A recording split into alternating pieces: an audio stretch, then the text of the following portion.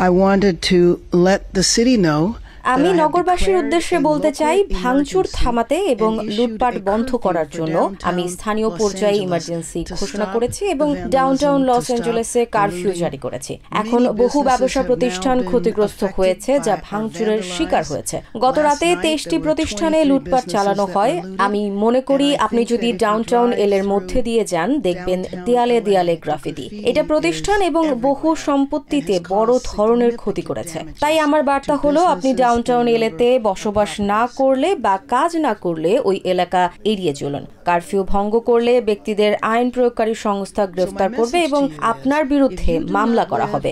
Region ও state জুড়ে বিভিন্ন police ও sheriff department থেকে শত শত অফিসার LAPD এর সাথে ইউনিফাইড কমান্ডার স্ট্রাকচার অনুযায়ী কাজ করছে।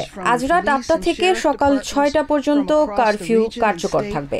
আপনি ম্যাপ দেখলেই বুঝবেন লস অ্যাঞ্জেলেস সিটি একটি বিশাল এলাকা, 502 বর্গ মাইল, যার মধ্যে কারফিউ জারি করা ডাউনটাউন এলাকার আয়তন মাত্র 1 বর্গ মাইল। আমি মনে করি এটা উল্লেখ করা খুবই গুরুত্বপূর্ণ যে সেখানে সংঘটিত ভাঙচুর ও সহিংসতাকে ছোট করে দেখা হচ্ছে। এটা যথেষ্ট গুরুতর ছিল, কিন্তু এটা বোঝা অত্যন্ত গুরুত্বপূর্ণ যে এই 1 বর্গ মাইলের ঘটনা পুরো শহরে ছড়িয়ে পড়েনি। কিছু বিক্ষোভ আর সহিংসতার ছবি দেখে মনে হতে পারে পুরো শহরে সংকট চলছে, কিন্তু বাস্তবে তা নয়। শনিবার থেকে আমরা উদ্বেগজনকভাবে বেড়ে চলা বেআইনি ও বিপজ্জনক আচরণ লক্ষ্য করছি। শনিবার LAPD 27 জনকে গ্রেফতার করেছে। রবিবার এই সংখ্যা বেড়ে দাঁড়ায় 40-এ। সোমবার পর্যন্ত গ্রেফতার হয় 114 জন।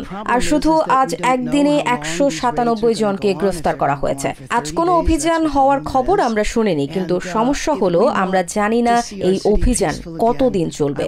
গুঞ্জন আছে 30 দিন পর্যন্ত চলতে পারে। আর যদি আমরা চাই আমাদের শহর আবার শান্ত হয়ে উঠুক, আমি প্রশাসনের কাছে আবার আহ্বান জানাবো এই অভিযান বন্ধ করার জন্য। আমি মনে করি এখানেই প্রশাসনের সমস্যা, কারণ তারা এত বড় পরিসরে এসে ঘোষণা দিয়ে সবকিছু শুরু করলো, অথচ স্থানীয় কর্তৃপক্ষকে জানালো না কবে, কিভাবে, কেন, কি হবে। এই যোগাযোগের অভাবটাই বড় সমস্যা।